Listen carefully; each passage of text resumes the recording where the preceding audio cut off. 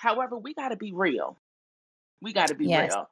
So I think that's how we really measure that capacity, is just being real, understanding what our passion is, and then also really sitting through the process and kind of sifting through what really truly sticks internally, and just what do I Mm, need to pass on to my sis? Here you go, sis. This is more yeah. you. Right. So yeah, And I would say that too, because I heard you say within what you just talked about that it is okay. Because sometimes not that we need other people's permission to shift, pivot, or do yeah, whatever or transition, but sometimes people do need, and it's okay, because the yeah, shame and guilt that relates to money that we're teaching our clients about to come up out of that space, it also lends itself to the professionals that are sitting on the other side of the desk, where if they just don't want to do it anymore, right? If hmm, insurance isn't in your wheelhouse, that was a season, or if you want to do something completely different, right? That you don't owe anybody anything, that's okay for you to yeah, make that decision for yourself, because maybe your capacity has changed, maybe hmm, your passion has changed, and there's no sense in you trying to stay in something to prove some point to who?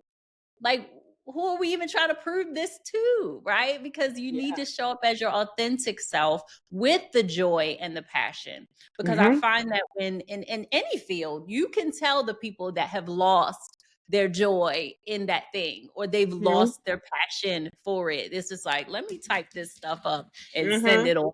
Like, you can tell that they're not there anymore. yeah, And in this field of finance, regardless of the niche in it, sure. I find that people have to be very transparent with us about where they are and where they're headed. And if they can't even get that same energy from us, that we are here because we want to be here, we're happy Hmm, about it, we're passionate about it, we're feeling like we're drudging along, yeah, just say that we stuck in there somehow, right? yes, And that kind of lends itself to our conversation about how does mental health play a role in what it is that we're experiencing with financial trauma. So what in your profession or even in your own life is the connection between experiencing financial trauma and mental health challenges that come along with that? yeah, absolutely. I think I'll speak from just a personal experience, because let me tell you, Constance, I did not even know what trauma meant. I had never even really heard the word. I'm being honest, I never really even heard the word Right. until 2019. That was the first time.